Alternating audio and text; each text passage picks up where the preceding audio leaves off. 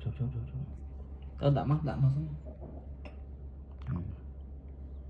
Dòng đỏ trên mình.